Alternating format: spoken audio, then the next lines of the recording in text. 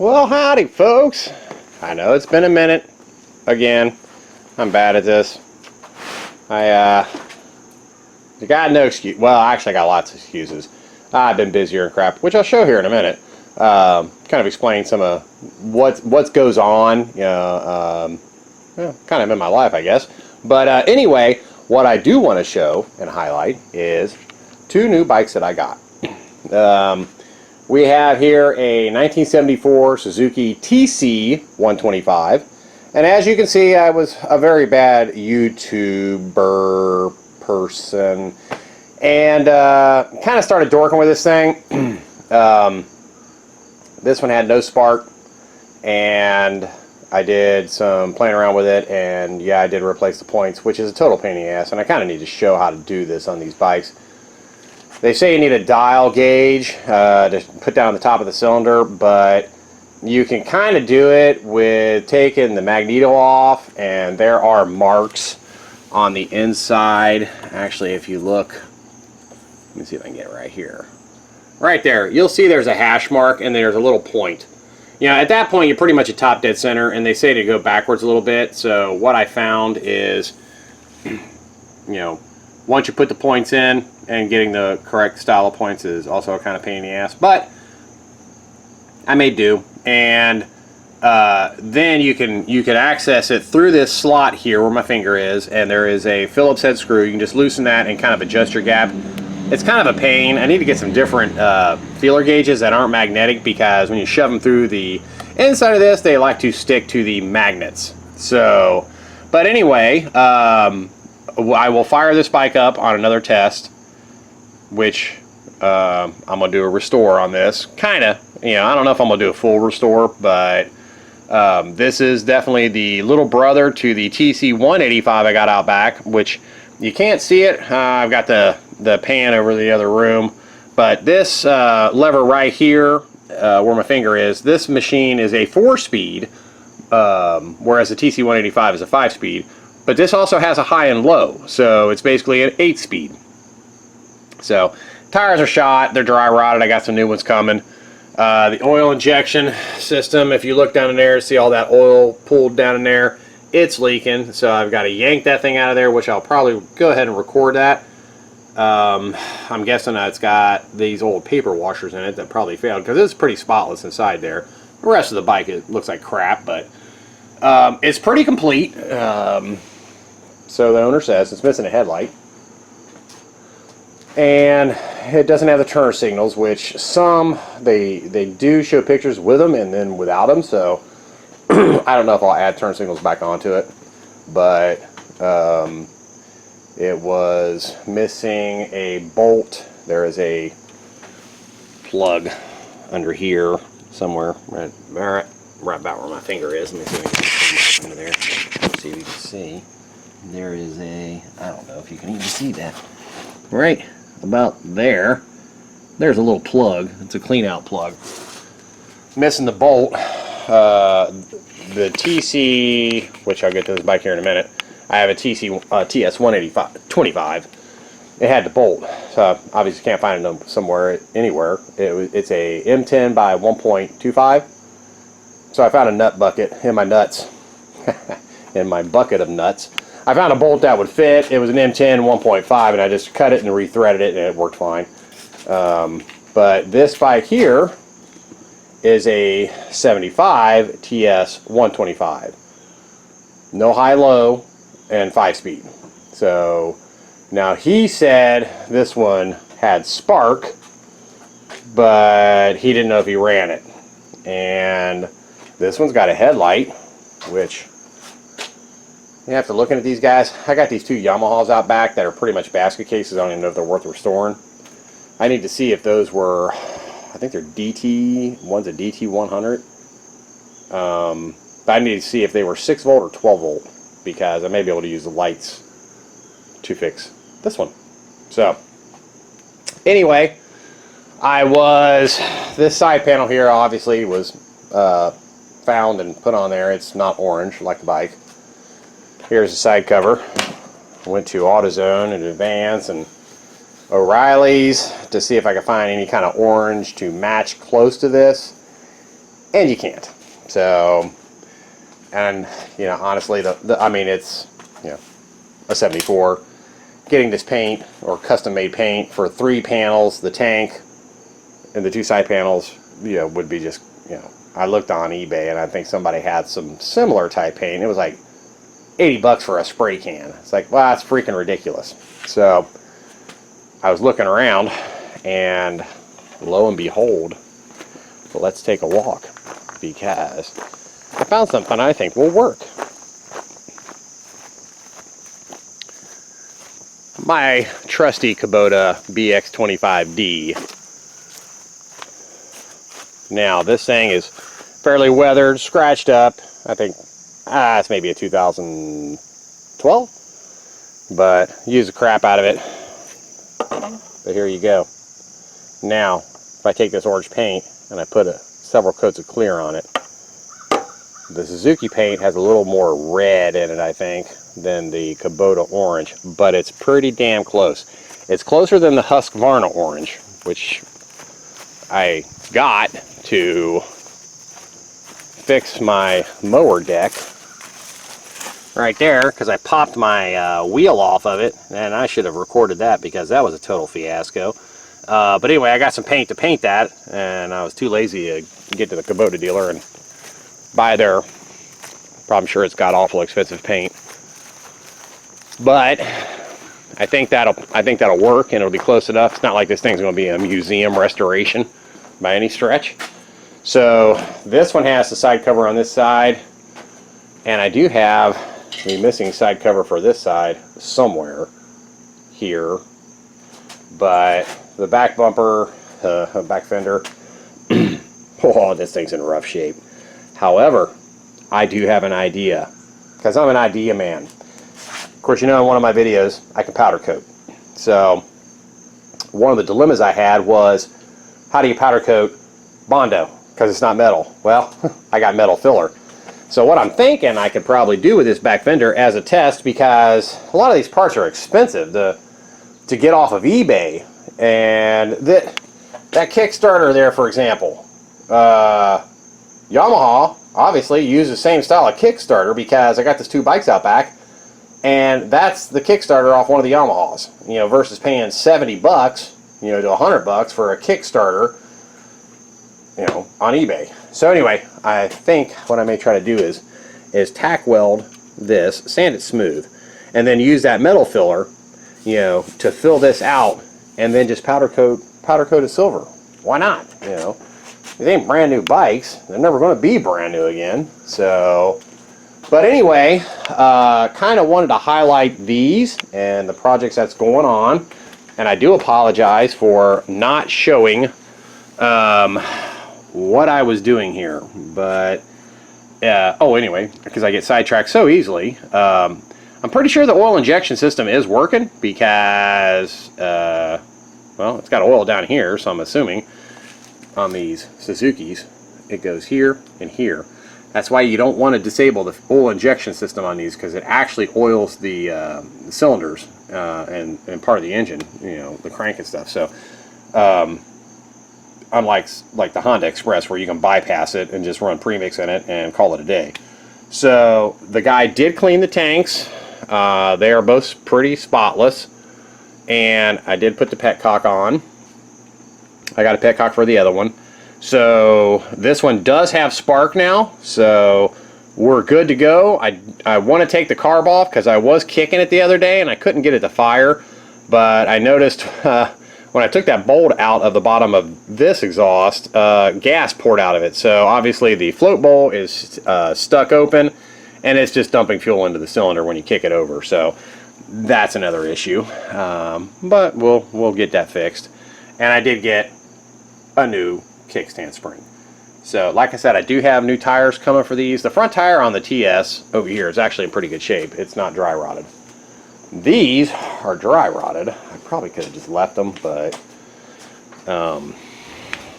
yeah, they're pretty rough. So I ordered fork seals, because both of them need fork seals, and I'm sure they're going to need a host of other things. The TS is missing a horn.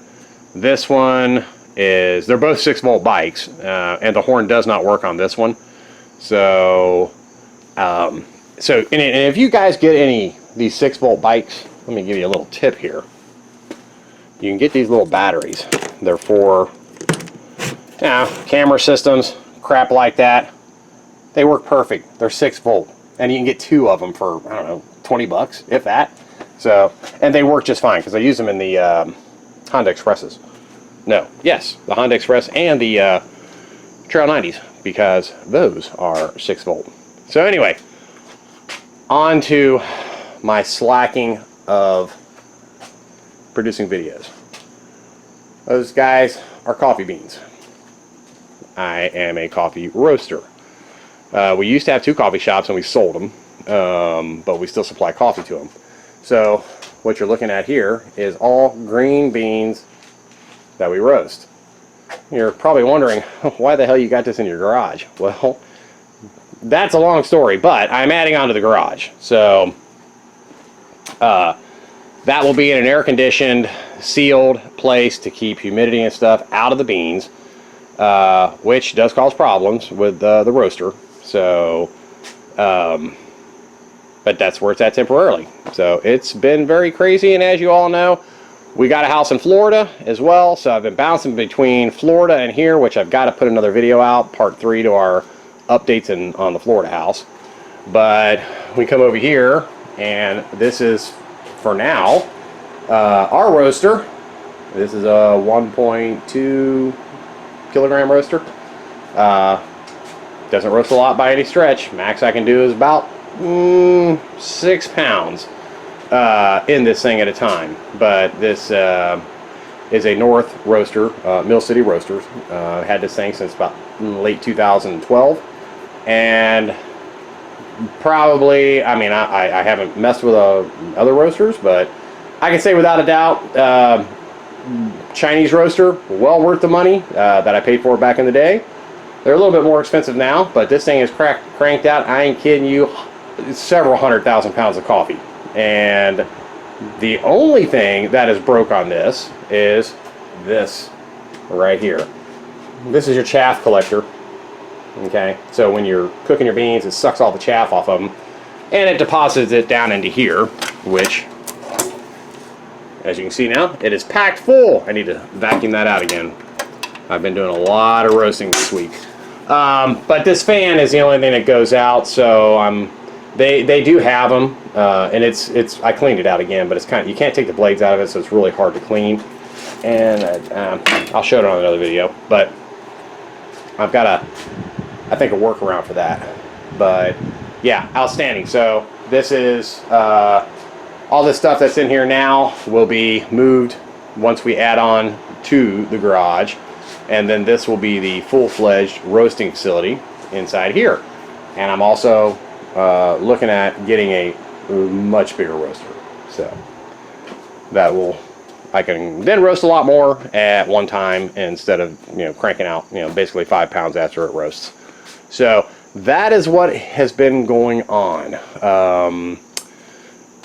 I will hook up the camera here. I don't know if I'm gonna do it today, but I want to pull the carb off and kind of look at that and see what's wrong with it. See if I can just run it through the parts cleaner, clean it up without having to get a carb kit and rebuilding it.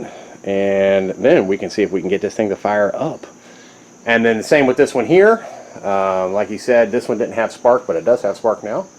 This one did have spark, but I have yet to start it. So I will keep you guys posted, and I promise going forward to kind of show some of the things that that I do, that a lot of things I don't record and things that I should record, like this espresso machine right here that I've got torn apart because the thermostat, not the thermostat, but the heating coil, I won't even go into their brain fart of an idea how I'm putting those bolts in that thing, because they all snapped, so I got to have it drilled out. But that will be operational once I get that boiler down there fixed, and all the other crap that I got going on. So bear with me, guys, and I will be back shortly. Thanks for watching. Well, I'm going to add on to the end of this first part, whatever, you know what I mean. I kind of go quickly through things, and I'm still learning all this crap too. So, just like I said, bear with me. This bike, so the owner said, which super nice guy. His name's Russ. I don't know if he will ever check out my videos or anything. I got a damn good deal on these, so. I mean, I think between the two of them, it was like $900, which I guess to some say, well, you're probably stupid, but, well, I probably am stupid, and I probably should have my head examined because I got way more projects than I ever possibly have time to work on, but I do a little bit here, and I do a little bit there. But this bike has got the rear light, and you can see on this one it's missing the rear light, so that... You know, I was looking at that Yamaha out back, and I think it's got a rear light, and it's very similar. So, and like I said, I mean, these aren't going to ever be museum pieces. I mean, even the TS-125, I mean, it looks damn nice, you know, once I got done with it, and it runs great. But, I mean, they're not museum quality. So, I mean, they're not like, hey, this was a true barn find. Which, as a matter of fact, I was on Facebook the other day, and I'm really just kicking myself in the ass for not buying it. I seen a 2005 TW200 pop up on there, so I'm looking at it because I kind of like those. And they're asking $2,500 for it. I'll be damned, the son of a bitch had 159 miles on it, and I'm thinking, you know, you really ought to just go buy that, even if it just sits. Of course, that is part of my addiction with these bikes. You know, I get them, and then a lot of times they do just sit, but. Can one have enough bikes? I don't know. Anyway, so I pondered it, and I should have gone and looked at it, and I ain't kidding you, this thing was on Facebook 3 hours, and it was sold. So, you snooze, you lose. But anyway, this thing does have the light switch and the turn signal switch. Maybe it did have turn signals. I don't know. But it's missing the mirrors and I'm guessing the clutch works. I got the cable disconnected. The brake appears to work. So, and this one has 7,534 original miles on it. I'm assuming the speedometer works. But they're both 2-strokes. They're both 125s. They're identical engines. They don't...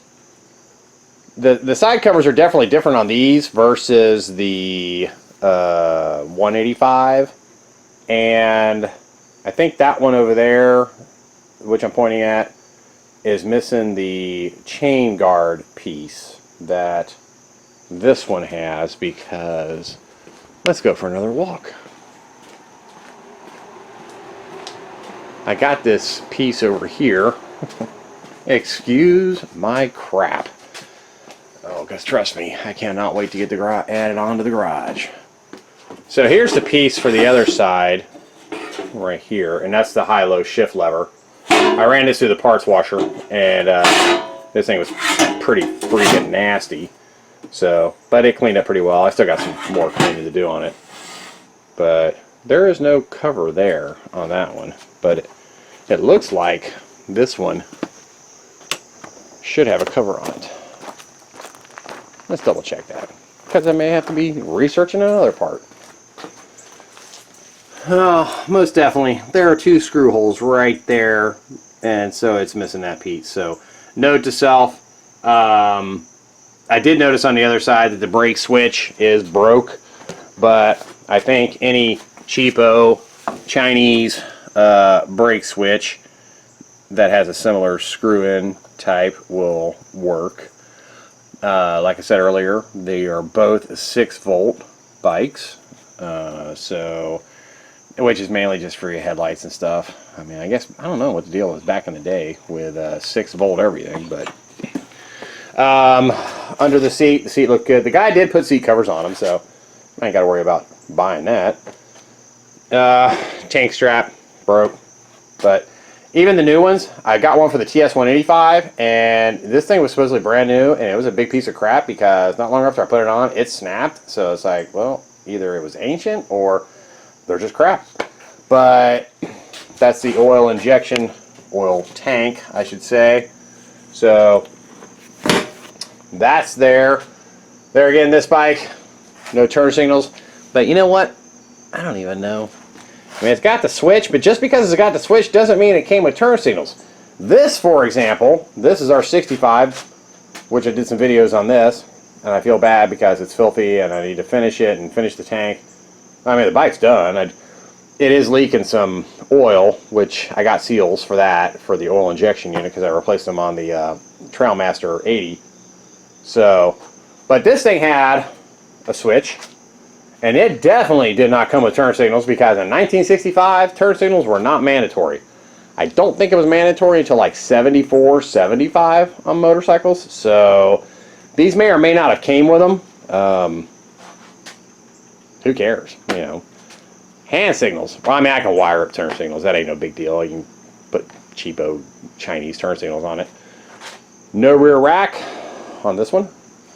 No rear rack or lights on this one. So, and one thing I do want to point out, if you look at these rear sprockets, that one's 37 tooth. And when I was looking at this bike, it's like, holy jeez, oh Pete, man, look at the size of that sprocket. That's a 50 tooth sprocket. Yes, indeedy, folks. These came from the factory with a 50 tooth sprocket. So, and it's actually in good shape too. It's not all, it's pointy. Yeah, actually, that may need, well, let me get you in here. I need to look at that. That may be a little too sharp, but yeah, sprockets aren't that expensive. So, this one was missing the Kickstarter and the gear shift lever. I did find a gear shifter that will work and fit, because the Suzuki's definitely take, it's a coarser spline than on the Yamahas, because they're like, oh, fuck, great, I'll just rob it off the Yamahas. Well, they don't fit. So, and this one did have the Kickstarter. So, pretty stoked with that. I mean, we'll all be more stoked if they actually run. I did run a compression test on the TC-125 right after I first got it, because I didn't know the guy had this one until I got there to buy this one.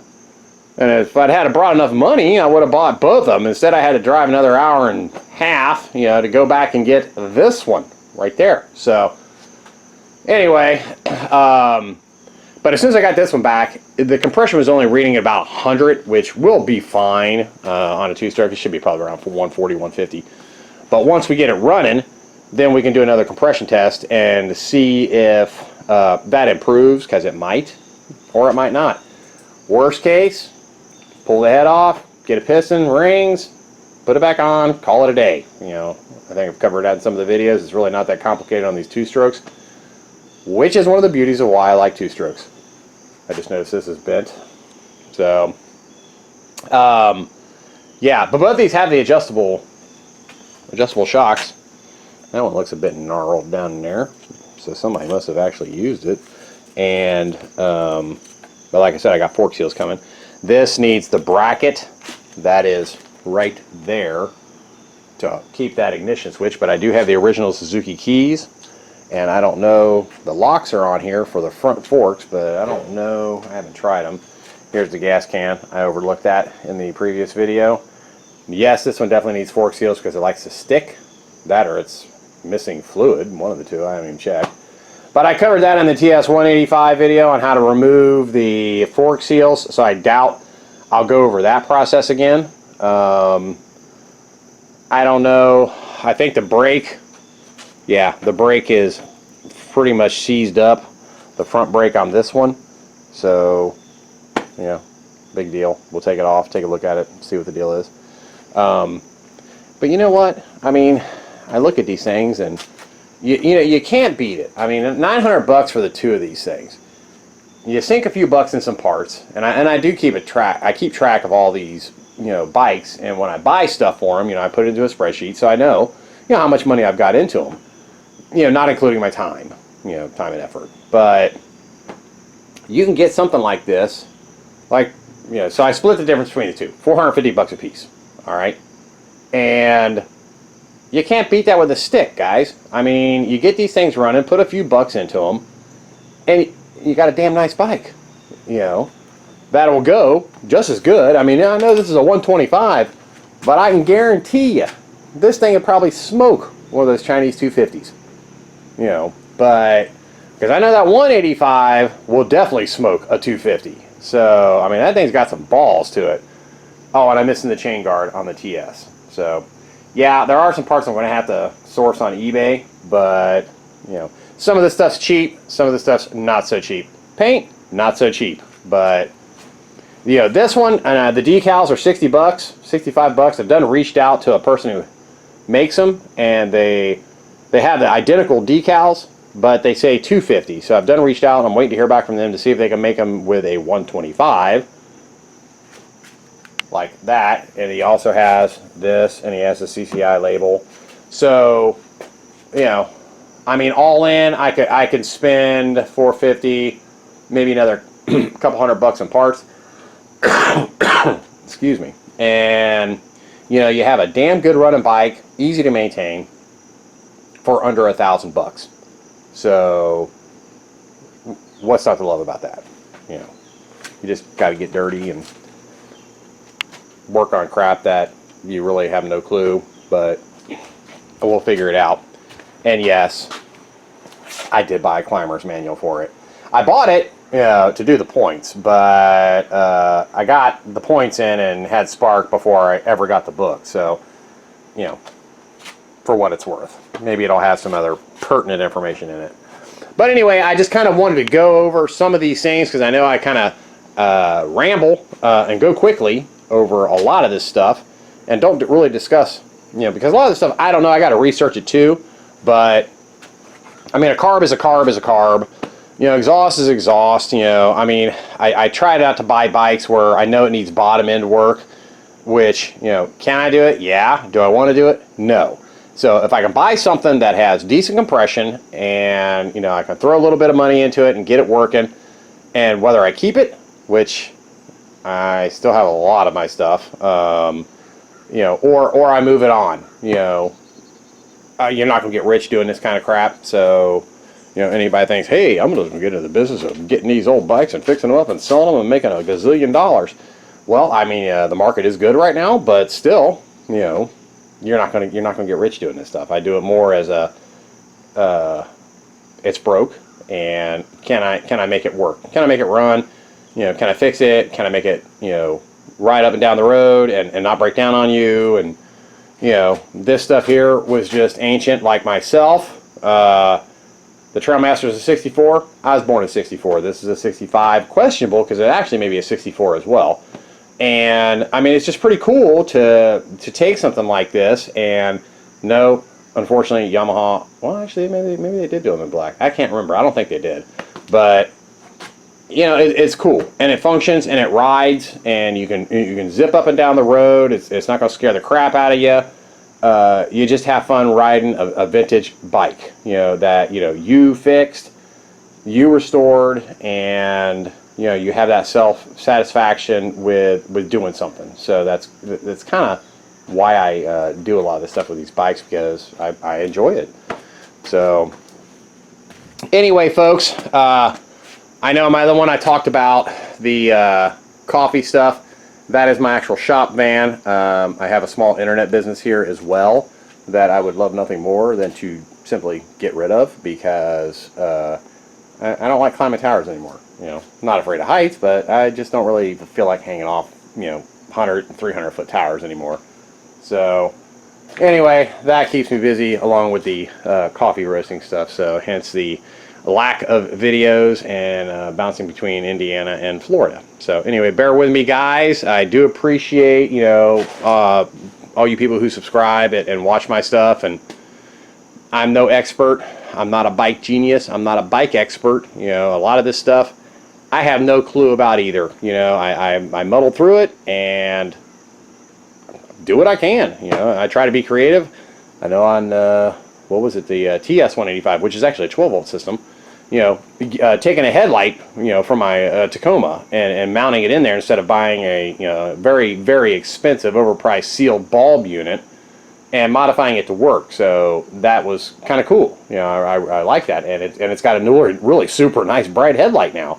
Unfortunately, I can't do that to these because these are 6-volt, and I don't care to ride at night. So, you know, it'll work fine. And I think I can get LEDs that are in 6 volt. I think, yeah, because I put one in the Trail Mast and the Trail 90. So yeah, I mean, they are out there, and we'll look at doing that. But anyway, guys, I'm rambling on again, and I just kind of wanted to go back over some of this stuff before I post this video up, showing you the 2 new things that we've got. And I do have that other Honda Express. I know I haven't really, I touched on some of the things. I still need to work on the carb float for it. That's pretty much the only thing it needs. I mean, other than that, I mean, it still runs just fine. I mean, it'll do 27.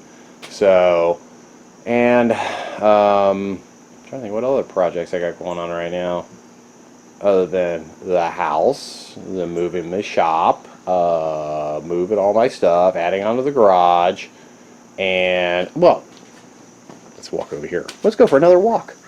Everybody likes to go for a walk, right? So, what I'm doing here is adding on over here. I can go out about another 13 or so feet and back. So I'll have quite a bit of extra storage, which will be nice. And I still got my Harbor Freight garage, which I need to put a floor in because the moles are bad here and the bikes like to fall over because of all the mole holes. But that's on my to-do list. Hopefully here in the next week or 2 I'll get that done, and we'll kind of take it from there. So anyway, thanks for listening to me ramble. Hopefully you guys get some stuff out of this. Hopefully you get some enjoyment out of, you know, watching some of the stuff I do. And like I said, I promise to kind of show more of what I'm doing instead of after the fact. And I know I've expressed in some of my other videos, I kind of don't like to do that, but I'll tell you what, there's this guy, Musty1. Musty, M-U-S-T-I-E, 1, number 1. Look him up on the internet. This guy is super cool, and he is just so laid back, and, you know, he doesn't know a lot of stuff that he's working on, never worked on it before, and that's the whole point of why he does what he does. And thoroughly enjoy his videos. I don't care what he's working on, whether it pertains to me or not. Like boats, he works on a lot of boat engines and stuff. Well, I'll never have a boat because I'm not a big fan of the water, but I still enjoy watching him because he learns by doing, and he tries to impart upon the people that, you know, who his viewers, you know, hey, you know what, I don't know what I'm doing either. You know, you may not know what you're doing, but, you know, together we're going to learn together. So I really appreciate his approach to doing these videos. So I will strive to do better and be better at explaining and showing the process of some of these things that I do, even if I don't know it. So anyway, thanks for watching. Thanks for subscribing. Thanks for liking. If you don't like something, definitely reach out to me. If you got a question, I try my best to answer everybody's questions, which is one thing I don't like about a lot of people on YouTube. They get too popular and they don't ever respond if you have a question. You know, I mean, that's kind of the whole point with doing this. I do this to help other people. So if you have a question, by all means, fire away. I will do my best to answer it. So anyway, have a terrific evening, and stay tuned for part 2, 3, 4, and gazillion of these upcoming projects. Thanks.